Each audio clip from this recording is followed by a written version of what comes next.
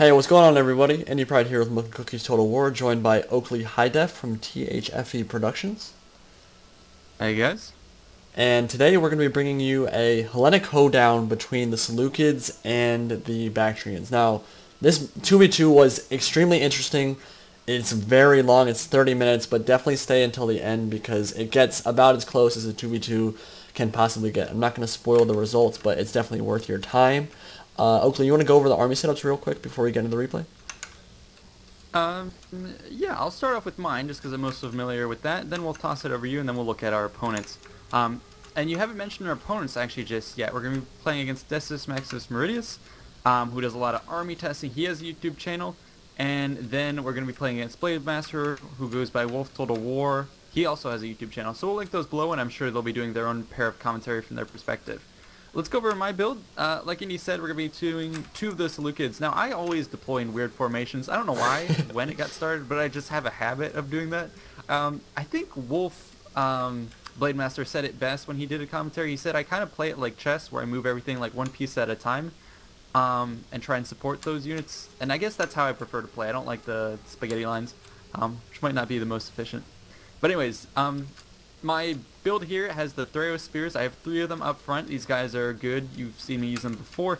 I toss them up front because they can blunt cavalry charges, and then they have spears that they can shower the opponents with. So 3 of those. Interspersed between them is going to be an archer unit on each side, and then I have Syrian heavy archers between those in the center. That's the one I'm mostly relying on to tank enemy fire. But the other archers were just cheaper units I wanted to throw in for suppressing fire. In the center, behind that, I have a levy pikeman, just one of them. I know you should probably bring more pikes for them to be effective, but it's just enough to ward off a central push, and then I can swarm around whoever pushes around the flanks of that levy pikeman with 4 thorax swordsmen right there. On my left flank, I have 1 median cav and a peltas unit backing up for close support.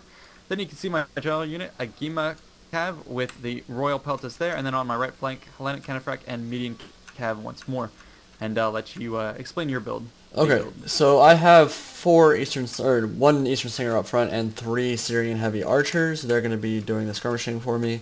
I have a main line of levy pikemen backed up by some Thraeus spears and some thorax swordsmen with the royal peltas general in the main line. And then in the back I have some Medean cavalry and a Hellenic cataphract unit. So across from me it's going to be, I believe, Wolf Blademaster was deployed across from me. He has a levy pike unit, or main line, some Eastern Stingers behind them, a lot of horse archers, which are going to be very annoying all battle long, some Eastern Spearmen meat shields in the back, some Bactrian noble horse, a Bactrian royal guard, which is an interesting general choice from him, and he also has a Indian war elephant.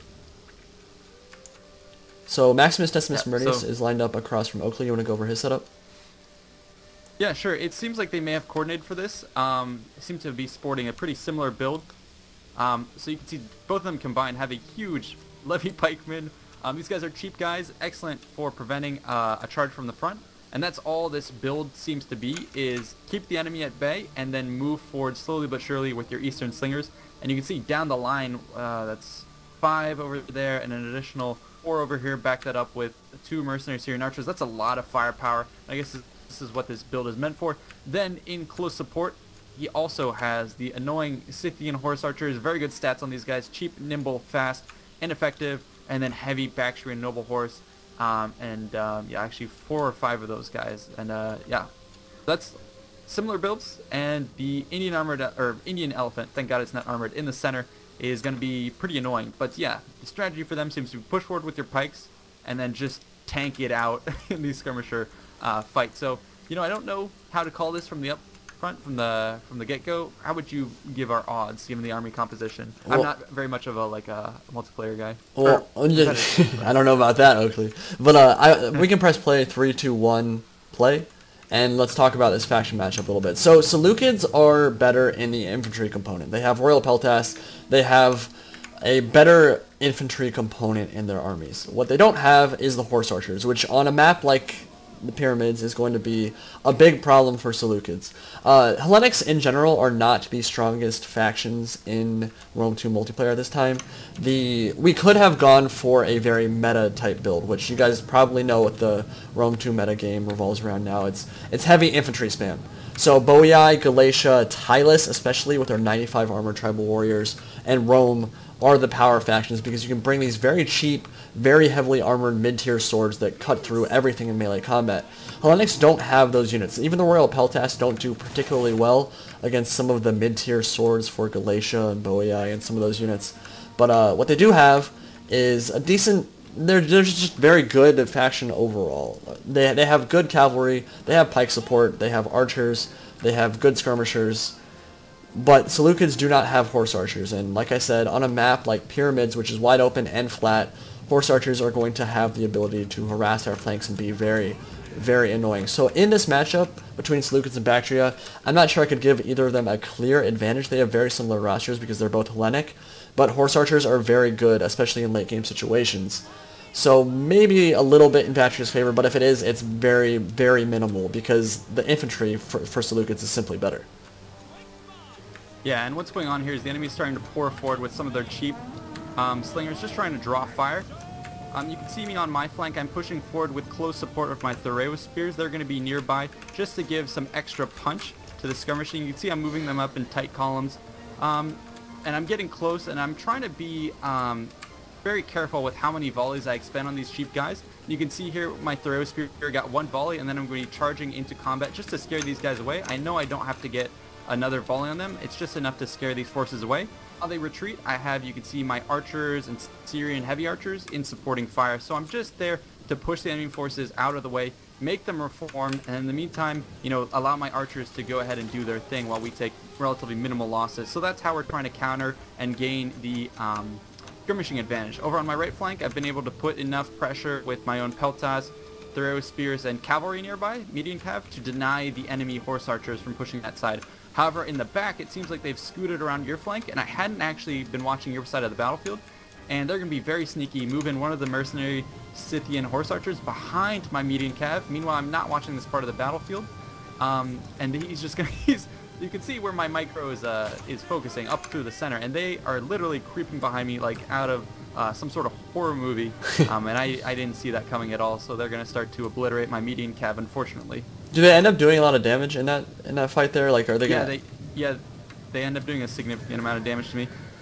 Over in the front, you can see my Thoreau spears are in an awkward position, just point blank against the enemy slingers. It's just enough to disrupt and distract them. Small cavalry engagement, but that's why I always keep my guys in close support.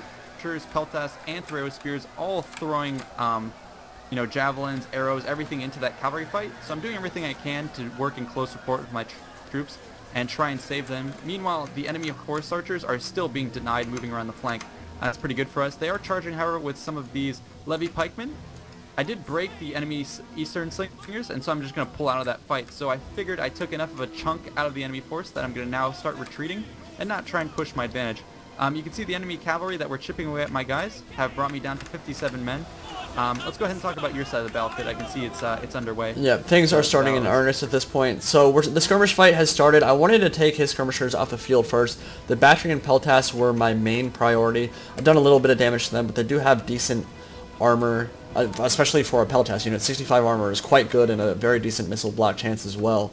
He does have some Eastern Slingers that I wanted to take off the field because over time they could whittle down some of my heavy archers, but I noticed that his main line was moving up too close to me. I wanted to pull back and do some more skirmishing because I did feel like I had the skirmish advantage with these Syrian heavy archers. He does not have a lot of those. In fact, I'm not sure he has any. He has, just the Baktria and Peltas and the Slingers. So I definitely had a skirmish advantage, and I wanted to make sure I used that to its fullest potential. So what you'll sometimes see newer players do is they'll have a very significant skirmish advantage, but then they'll still go into melee combat, and I didn't see the purpose of doing that. I can scoot back and make him come to me and maybe get out of position a little bit. So I've done that, and I'm going to then move my Syrian heavy archers back up and start shooting again. So his pike line is moving up. I've done a little bit of damage to them as well, but the levy pikes are not super important. You can see he's kind of spaghetti lined with them. I'm just going to use my own levy pikes to block, and that'll kind of be a wash. But I wanted to get his Peltas off the field because, for me, they are the most dangerous unit on the field over on this side. He does have the archers in the flank harassing me a little bit, but they haven't done a lot of damage. In fact, that one has 0 kills. But he started moving his Baktria Noble Horse up on my right flank, and then I started to realize that combat was going to start very soon, so I got a little bit nervous right here. He's going to charge in, actually. Yeah. And you can see how the enemy build was supposed to work. long line of lovely pikes and then slingers in the back to deal damage, and they just force us out of the way with their pike line, swoop around with the horse archers. They're starting to envelop you. It's getting kind of scary. Myself, with my build where I don't rely on spaghetti lines, that I don't have any formal organization of the army, I move pieces around. They've been a little bit more confounded as to how to surround me, but I am starting to get picked apart. I am winning some of the combat where I can get engaged, denying the enemy horse archers from doing almost anything. They did, however, tie down my general, my Gima Cav, with some Baktria noble horse. I'm going to try and swing around and support them with archers up on the hill, Peltas nearby, so you can see how always in close support I'm trying to kill the enemy Cav. In my center, however, it looks like they are getting some Cav to strike away at my guys. My median Cav was whittled down to 27 men before I realized and chased off the enemy Cav. And I do have, unfortunately, extended a little bit too far out some Thorax swordsmen. They were tied up against some enemy Baktria noble horse. My idea was to try and tie up as much of the noble horse and enemy Cav and skirmishers as possible. I didn't care at all about the levy pikemen. If we can knock everything else out the field, the levy pikemen are a piece of cake to deal with. That was my strategy, and you can see me here again extending a little bit far. Threo spears are fodder units. You send them out, they tie the enemy down with javelin, tie the cav down, and then you do close support with the archers who are always firing from a distance. That's my strategy. If we want to go back to your side of the battlefield, that'd be great. Also, actually, mind you, the Indian war elephants in the center have been tempted to move out in the center, but it looks like you're scooting over some eastern slingers in anticipation of them moving into position. They haven't been committed just yet. They're waiting to do just that. Yeah, one thing that I think you've done really well in this battle so far is backing up your cav fights with a lot of peltas and archer fire, which is important because it's by far the easiest way to kill cavalry. With the bonus versus large for javelins, you can do a lot of damage, and you've already taken his general unit, Maximus' general unit, down about 40 men in the Bactrian Royal Cavalry, which is very important. Over on my side, the main line has actually started engaging. The pikes are kind of fighting, and I tried to get my Royal Peltas around the flank. Kind of messed that up a little bit. I'm going to pull them out soon and get around the flank, but Blademaster actually wanted to engage his Indian War Elephants, and this is where I'm going to help out a lot here. I'm going to bring an Eastern Slinger and a Syrian Heavy Archer and a Thorax Sword over here and start targeting that. And he's going to run the elephants into combat, and they're going to take some jav throws, which this is why elephants are bad at the moment, honestly. One jav throw from a Thorax Sword caused them to run amok and killed one of the elephant units. Did a bunch of HP damage too. So that was one volley. You barely did. You didn't have to do anything. You just let the Thorax Sword stand there. Normally, like you would think an infantry unit would get obliterated by elephants, they weren't even able to charge in. They didn't get a good charge bonus off.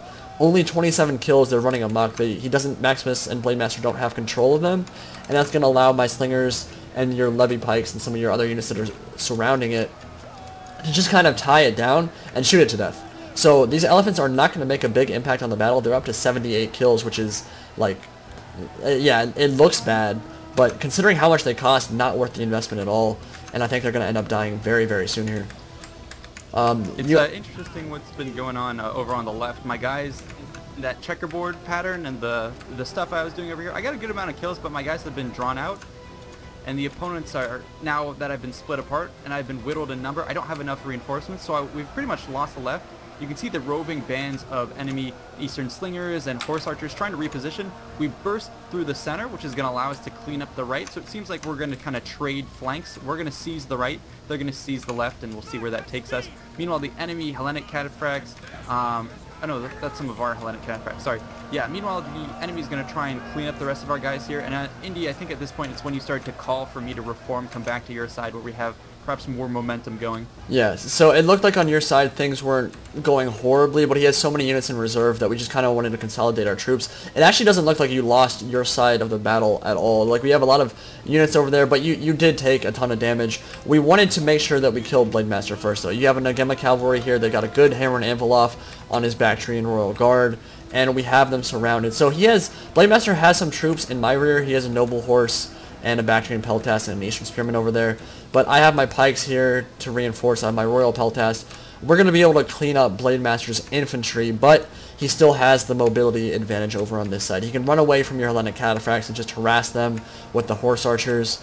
And I don't have much cav left on the field at all, actually. I have 51 in one Medean cav and 73 in the other, so it's not too bad. And actually, I still have my Hellenic Cataphract at about half strength, so mobility isn't a horrible thing for me, but I have nothing to catch his Horse Archers, which are going to end up starting to become a problem. In the late game situations where troops have taken a lot of HP damage, You can charge in with horse archers. You can skirmish units down a lot easier when they aren't focusing on you. So we do have to be wary of what those horse archers can do. They do have a lot of capabilities in late game situations. But first we need to make sure that these pikes and the other infantry for Blademaster get wiped off the field. So I have engaged my Royal Peltash unit and killed a lot of them. Got a really good hammer and anvil off on the Baktria and Royal Guard, which are going to pop their battle rhythm ability, but honestly, his gen is surrounded at this point. Blademaster's general is not going to be able to make it out of this combat, and that means that we're probably going to win over on this side at least. Yeah, and here we've tied down the enemy heavy cav. Everything's being thrown into that fight, so pretty much they've got nothing going for them here. You're gonna chase away some of their Bactrian horse archers, so we're gonna clean that up. The main thing I was worried about on my side of the battlefield is, yes, I was able to take out their heavy cav, their pikemen, their elephants, but what they had left at that point was all skirmishers pretty much, and I can't stick around for that fight because I would just get shot to pieces, which is what's going on here. See them reforming. The battle horns were blown to reform and fall back, and you can see them here now gathering their strength for a second fight, a re-engagement, and yes, I have a couple stragglers left over. Royal Peltash being torn apart, and I've had to leave some units in reserve, kind of doom them to hold a delaying action while we try and pull back some of our guys to a makeshift line while we're trying to clean up, like you said, the enemy general who's popping all sorts of abilities, but he's going to go down. And we do have some of our own skirmishers, which is important. If we didn't have any left, we'd be in a tight position. Yeah, so things are actually very even at this point. Maximus did something that was very interesting. He kept his horse archers in reserve for most of the battle. They have almost all of their ammunition, if not all of their ammunition, which means they're going to have each about 15 shots. So in a late game situation, that's pretty scary, and some of his skirmishers still have a lot of their stuff remaining. So pulling back to that hill was interesting. It made it look like he kind of conceded that side of the battle, but he's kept a lot of his stuff in reserve, and these skirmishers can do a lot of damage in these kind of situations. So I told you to pull back to my side so we could regroup, and what's going to be good about our location here, we're going to kind of deploy in a line between these two trees, and this batch of trees right here over where my guys are starting to move to is going to be very important because it's going to shield us from some of the fire, and it's pretty much the only cover on this entire pyramid's map from withering skirmish fire. So if we can move some of our guys in there and then move up through that, it'll be easier to engage, but making Maximus engage is going to be difficult because he has almost all skirmishers and very few melee troops. So catching him might not be the easiest thing, but we do have cav on the field, which is important. And I have my general down to 8 men, so I have to be babysitting that guy, trying to escort him with my Hellenic Cataphracts, Median Cav, and some of your own Median Cav. We're trying to have like escorts right there. I tried to camp up in one of these other woods because I was afraid of getting completely isolated in one of the woods. By tying this down, I'm hoping to distract the opponents. Were to completely try and surround our other force, they would be exposed to a flanking assault from these guys in the woods, so I'm parking them up here just for the time being to prevent a full surround. The circling enemy horse archers are going to try and, do what they can, but it's mostly from the front, where I think they're going to just try and throw in their slingers and Syrian archers and try and get the damage done there first, and then swoop in with the archer cav later. Yeah, we do have to be very worried about those horse archers. Again, like I said, Maximus was very, very smart with conserving his ammo. I think Blademaster was a little bit more carefree with shooting, which is not necessarily a bad thing because he needed to shoot over on my side to do damage to the units. But a lot of Blademaster's stuff is down to maybe half ammunition or even more so. I think some of his archers actually don't have any ammunition at all. I'm not sure, but I can even tell whose are whose at this point. But I saw one of Blademaster's earlier on trying to charge into the center, get at my skirmishers. So any of these archer units, these horse archers that are out of ammunition, are going to be on anti-skirmish duty. Their job is to kill the Syrian heavy archers and make sure they don't get their skirmish fire off. So we have to be very careful at supporting our very, honestly, kind of isolated heavy archers. Need to make sure they don't get charged by any of these cav units, because if they do, we're going to lose a significant part of our army. I have 2 almost full strength skirmishers, and we're moving to the woods now, and just going to try to survive this withering skirmish fire that's about to come from Maximus. But we do, first and foremost, in these kind of situations, you want to get the infantry off the field. You just don't want to expose your own lines too much to enemy fire. So if we can kill these levy pikes and the other units backing them up, like the maybe Thoreos. No, it's all levy pikemen. If we can get those off the field, that'll be very good for us. We just have to make sure that we don't turn our flank too much and allow those horse archers to start shooting us in the back, because that will be a big problem for us. And what's pretty scary here is we had those 2 woods that were secured. I think you gave me the decision like, hey, we gotta consolidate in one of the woods. So I'm leading my men back from that 1 wood, and in crossing the open terrain, you can see immediately the enemy horse archers swarmed around us, and they're just going to be harassing our guys, kind of like at Carrhae, where Crassus was picked apart on the move. Yeah, I'm going to make the harrowing crossing, taking volley after volley along the way. I'm losing men. So you can see just how scary these horse archers are in the open terrain. But we're trying to consolidate and form up, and like Indy said, we're going to try and take out the enemy infantry, so we're scoring up in the center, pikes against pikes, and I have my Hellenic cataphracts, which are actually going to be very important to trying to break the enemy line. You can see you're engaging in the front. We have our supporting archers and other units in the woods to do less damage. They're going to be targeting the enemy slingers, and on both flanks it looks like we're pushing around with our heavy cav and infantry to try and crack the main line as quickly as possible. Yeah, a couple of my Medean cav got skewered on the end of the pike there, which wasn't ideal, but I only lost 3 or 4 men, and I managed to tie down his Baktria noble horse, which is important. I think Maximus is actually making a mistake right here. He does have a clear skirmish advantage, I feel like, so I don't think he had to take this fight. I don't think he had to engage us at all here, and he is going to expose a lot of his line, the mercenary Syrian archers, and the slingers in the back, to a lot of fire from us. So I think that was maybe a little bit of a mistake. He's going to lose a cav unit here, probably the Baktria noble horse, and definitely a lot of his skirmish units, but this is not going to be an easy fight for us by any means. Maximus' general is actually down to 8 men and going into combat, so they're probably going to die there, but his pikes are definitely going to lose to our pikes. We have more men, and we have the Royal Peltas and the cavs swarming over the flank, so what we wanted to do here is we wanted to just tie down the pikes in the center and then flank around, and I think we did a very good job of that. We're pushing the flank here, taking out this Baktria noble horse. Very good so far, but a little... Mike, I want to point out my cataphracts too. Just cresting on 300 kills. They're the ones who broke the enemy right flank, and they're just helping to collapse that. Meanwhile, you're collapsing the left. So I think we got a very cost-effective trade with that infantry engagement. Cleaned it up super quick without taking too many of our own losses. Which, like you said, probably shouldn't have been done on the opponent's part. They had a lot of slingers. They probably should have exhausted that first. Yeah, so your Hellenic cataphracts, yeah, up to 344 kills now, chasing down some more of these mercenary Syrian archers. They're going to be taking some volleys from the eastern slingers, but it looks like all the skirmishers in the back here are going to start dying to these cataphracts, which is kind of interesting. In late game situations, you normally don't see cataphracts catch up to enemy skirmishers very easily because they're, first off, very slow and heavily armored, but they're also normally have a stamina problem, but you pop second wind on them, which was very, very smart. That's going to allow them to get back up to fresh, and a fresh cataphract in a late game situation is a big deal. I cannot stress enough how important stamina is in this game. If a unit is exhausted, they're fighting at about 50% of their max potential. So when you refresh that unit, even though they're already at half strength, they suddenly become much more potent in combat, and they're actually able to catch up to some of these skirmishers. So you routed a lot of Maximus' skirmishers there. That was very important, and it looks, at this point, it looks amazing for us. We're like, we got this. Yeah, look at that. Look at that balance of power. Very far shifted in our favor. And now we're entering the interesting phase where all of the enemy force is mounted. I think every single unit minus this Baktria noble horse is going to be a horse archer unit.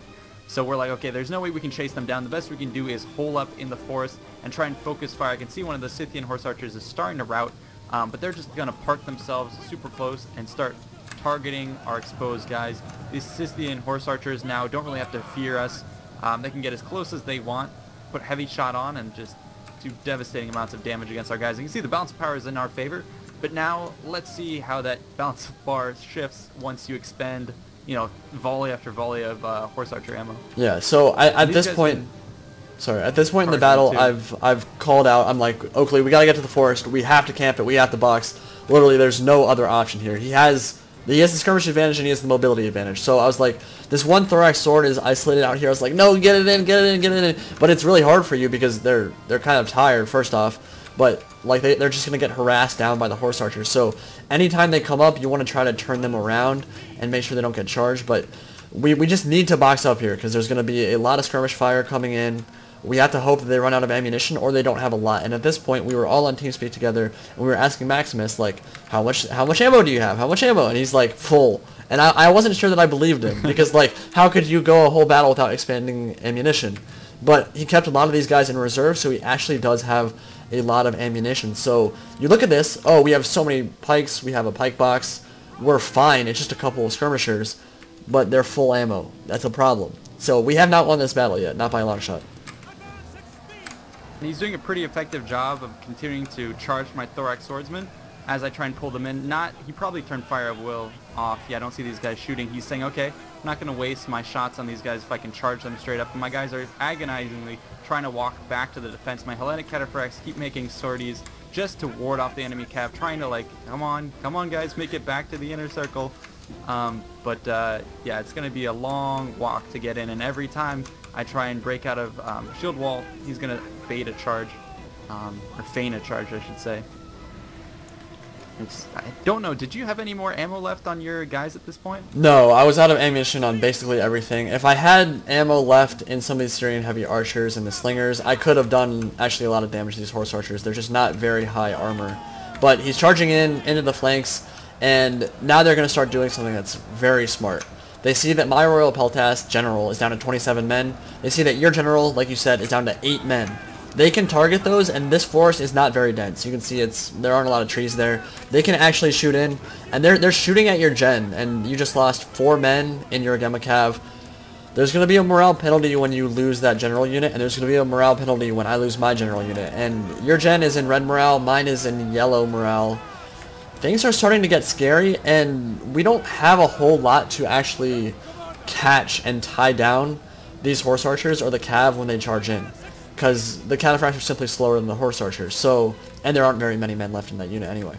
So he can kind of charge in and pull out and charge in and pull out, and he also has fire ammunition, which that morale penalty is devastating when combined with the loss of a general. So like I said, this is really scary for us. We cannot really respond. We don't have ammunition. We can't shoot back at them. We have to hope they run out of ammunition. If they ran out of ammunition right now, it's easy. We win. But heavy shot and fire arrows are going to take their toll over time for sure. And they're targeting the cataphracts. The advantage they have now is that they're on both sides, and they're all around us. So, you know, we can form up into a circle or a square or a box. If they're surrounding us, they just have to target the side opposite them, and they got our undefended back. So it's very, very hard for us to block this. Arrows coming in from all sides. They seem to be targeting our heavy cavalry for the time being, trying to knock out our elite troops. And I think at this point we've probably lost both of our generals. I haven't been keeping track. Yeah, I think we have. I don't see my Royal Peltas, so yeah, I think he's dead. And you can see morale is a big problem now. Whistling and flaming. No, I guess no whistling, Holy just shit. Flaming. Look at my Hellenic cataphracts, 460 kills on those guys. Yeah, they top priority to get revenge. They did work, but they can't catch any of these cav units, and they have no reason to engage, and they still have a lot of ammo. So this is literally, it's going to be us sitting in a box and hoping they run out of ammunition in time. As soon as they run out of ammunition, the balance bar shifts in our favor, and honestly, horse archers rout in endgame scenarios when they run out of ammo. But all of our guys are wavering, and this is just really, really scary, and he's stacking so many morale penalties. Maximus and Blademaster together have done a great job of stacking morale penalties. And there goes some of our levy yeah, pikemen. the low tier units are going to rout first, and things are going to suddenly look really bad for us. Yeah, and once they do that, it starts causing a chain rout, and the second our guys, you know, break out of our box, they're going to go ahead and turn off fire at will and just start attacking those guys in the open plains, making sure they shatter, and then they're going to turn their attention back in our line. It looks like you clipped some of those horse archers on your pikes, which is nice. That was an awesome little pickup right there. But our Thereo spears, yeah, it's moving up the tiers. The low tiers are routing and breaking, then the mid tiers, and finally, you know, some heavy thorax swordsmen are going to be next on that list, and some of these guys are super tired too. I can't stress enough though. He still kept his Baktria noble horse too. They're full strength. Yeah, I can't stress enough though that like this battle has not been won by either side. Like, it looked very much in our favor before they started skirmishing us down at the end, and now it looks very much in their favor.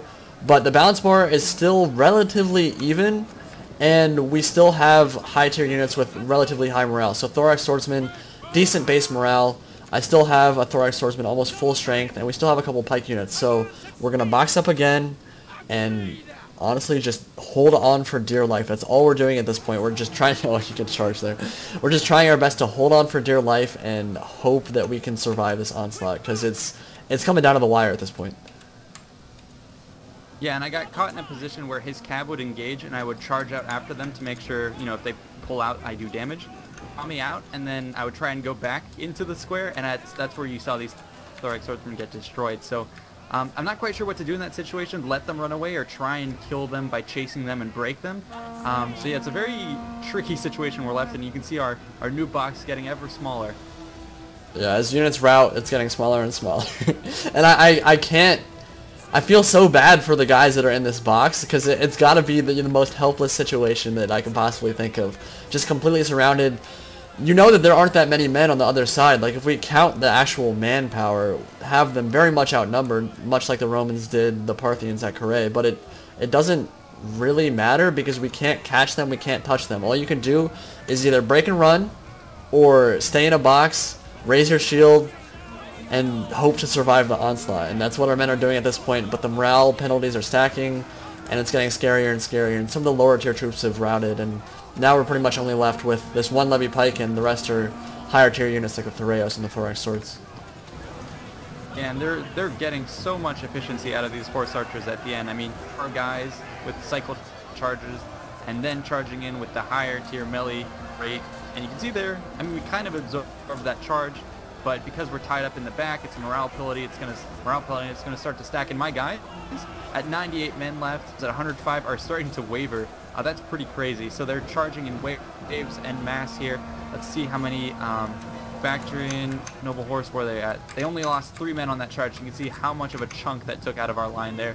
And we're on the precipice of breaking. They're gonna even charge into some Thureos spears. Our levy pikemen have called it quits and are taking off, and they're going to get eaten up too. It is not going well. Which bothers me so much, because like if you were a low tier or any unit and you decided to break at this point, how dumb are you? Like, that's the worst thing you could possibly do, is break and drop your armor and shield and run for it. Where are you going to run? You're in the middle of a desert. You have to just stick in there and survive. Obviously, Rome 2 has a morale system that needs to keep in place, but if I was one of those guys, it's like, don't run. That's the worst thing you could possibly do, is turn your back to horse archers who are coming to kill you. Yeah, so now it's 3 units, and we are, you know, ass to ass here, butt cheek to butt cheek. You gotta get friendly with your neighbor. And you can see here, they're targeting heavy shot, point blank range, you know, a couple feet away into the back of, you know, one of our lines, making sure they target that unit, charging in from the flank, you know, getting the most optimal engagements they can. And you know, every volley's, I still in the battle couldn't believe they had more ammo. Like, I'm like, when is this gonna end? This is ridiculous. There you go, we lost another unit down to 2. There's a lot of discipline, a lot of fire discipline from Maximus to keep ammunition, but the biggest problem now is the Bactrian noble horse. The horse archers have done their damage, they've done the whittling way, they've done the HP damage. The problem now is they have an almost full strength Bactrian noble horse that can just charge us with impunity, basically. It's kind of like Total War Attila, where you can just run in the cab over and over and over again and not take too much damage, because we don't have any anti-cab bonuses. We don't have the precursor javelins anymore, and we don't have any spear units. So we just have to sit there and take it, bend over, and hope we live. Yeah. Zoom out of the battlefield and look at all the corpses, and then look at what's left. Like, honestly, look, the entire 4 armies was massacred, and this is all that's left. I mean, 2 cavalry units and 2 infantry units? Yeah. That's absurd. Yeah. So crazy close. And we're just hoping, you know, one side is going to break. We're hoping the, you know, if the horse archers break, then that's perfect. I mean, there's still up to 80 men, but if we can break those guys, then we can face the Bactrian noble horse, and there's no way they can flank 2 units. You know, you'll always have one facing them, then the other one can reposition, and we're good. So we're hoping to break one of those. They're hoping to break one of ours, because the second we break, we have an exposed flank. So it's both sides hoping that one of the 4 remaining units is going to break, and it's, you know, it's no one's going to give here. Yeah, and I'm like, pop shield wall, hold the line, boys, hold the line! But then this was the biggest issue. The Bactrian noble horse ran through yours and got a rear charge off on mine, down to red morale, losing a bunch of guys. And at this point, it was like, I don't think we can survive this anymore. They do one more charge with the mercenary Scythian horse archers in the back, and things are going to start breaking, and it broke my heart, because I felt like we had that battle won. It was just they had so much ammunition left at the end of the game that our guys finally broke, and I was so sad. But it was really actually an amazing 2v2. Like, it could not have been closer, really, in a game with that many units, and that, like, it was just insane. Like, the end of that battle was just insane. Yeah, really well fought. I'm gonna go over and head to the stats just so we can see some of the kills here. Like I got the least number of kills. Maximus getting the most. I probably anticipate that's going to be all due to his horse archers. But yeah, overall, let's start taking a look at the units. So you want to talk about your army and how it performed, maybe? Yeah, so my Royal Peltas did quite well, although, to be honest, a lot of those kills were on Levy Pikemen, so not the most important unit. But, like I said at the beginning of this battle, Seleucids have the infantry advantage, and I think that we showed that in this battle. We were able to take the infantry engagement on both sides and win. The problem is that Baktria has the horse archer advantage, and I think that on a map like Pyramids, having the horse archers and the cav advantage is probably more important. Baktria Noble Horse are tankier than everything except probably the Cataphract unit for Seleucids. They're certainly a lot better than Median cavalry, so they had the mobility and the cav advantage. We had the infantry advantage, so you kind of saw that battle progress in stages. We won the infantry fight, then we had to box up, and their mobility started taking over later on in the battle. If they had made the mistake of engaging their mobility earlier on, or using up their ammo too early, they would have easily lost that battle. But they were very smart. Blademaster and Maximus are both very good players. They knew that in a late game situation on Pyramids, keeping those horse archers alive was very, very important. So they did a very good job with that. My skirmishers did quite well, 137 kills, 126 kills, 116, quite good. Levy Pikemen actually did quite well as well, although those were just kills on Levy Pikemen. And my infantry did quite well. But my cav was a problem. 99 kills on a Hellenic Cataphract, not on very important units. I think those were only on like Levy Pikes like Hammer and Anvil, and maybe one charge in the back of his general. So not very good considering how expensive a Hellenic Cataphract is. So I wasn't super happy with my cavalry micro. Oakley, on the other hand, did quite well with his Agema and his Hellenic Cataphract. Yeah, it looks like I'm looking at my composition right here. It looks like my top two cav definitely doing well. My median cav didn't do super well. I think one of those, probably the one just on the right, I think got obliterated. And I think that's the one that got shot up when I wasn't looking. And I didn't notice that archers had gotten all the way around behind us. Again, speaking to the advantage of those horse archers. So I'm performing right there. Levy Pikeman, even though he was by himself, 44 kills was like, that was okay. My infantry not doing that good.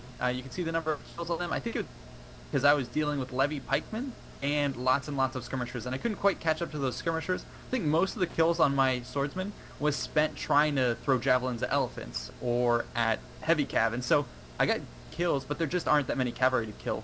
Thoreo Spears doing okay. Peltas, my archers actually doing pretty good for themselves for just having 3 skirmishers up there. I think I held off the enemy skirmishers pretty well. Look at Blademaster. His Bactrian Royal Guard actually doing very well. Elephants, even though they weren't super effective, still 150 kills. But man, take a look at that Bactrian Horse Archer, 418 kills. You can see one time to micro those guys in the game. That's where they shine. His Bactrian Noble Horse. His horsemen doing okay. I wouldn't say they did too well. The horse archers definitely standing up for themselves. Enemy pike line doing okay. Slingers not doing as much as they could have done. And I'll let you talk about Maximus's side then. Yeah, so Maximus, 424 kills on his Bactrian Royal Cavalry. I'm not even sure how it's possible because I know that you killed half of that unit like pretty early on in the fight. So very good. I guess they were killing skirmishers and stragglers. His cav overall, like a lot of these Bactrian Noble Horse didn't do particularly well. 11 kills, 9 kills, but a couple of them got 120, 113, 122. His horse archers, again, both Blademaster and Maximus, they did a great job with their horse archers.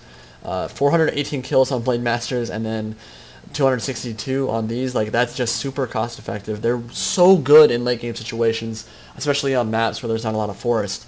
So I'm going to say it again. I do think that Baktria does have the advantage on those kind of flat maps without a lot of terrain or a lot of forest. I think if that was like one of those maps, like a barbarian style map with heavily forest areas, I think Seleucids definitely has the advantage there. But their skirmishers did very well, 100 kills, 117 kills, 148 kills, and just the pikes were there to block stuff. They weren't there to kill, they're just to deny space, and that's what pikes do very well in this game. They're not great at killing, generally speaking, and certainly you don't want to bring the elite tier pikes because they're just not cost effective. They cost way too much. But the low tier levy pikes and pikemen in general deny space very well and give time for the skirmishers and the horse archers to do their work. So I was honestly I was very sad we lost that battle, but it was an amazing 2v2. Really well played from Blademaster and Maximus, and honestly, I was proud of the way we played as well. I think we played that battle pretty well. We made some mistakes here and there, but overall, I think we played that about as good as we possibly could. Yeah, so we'll probably end it there. Make sure to check out both of those guys' channel. I'm sure they'll be doing their own commentary from their perspective, so, I'll keep an eye out for that and try and link it below. So yeah, thanks so much for watching, you guys. Hope you enjoyed, and we'll see you in the next one. See you Peace guys. out.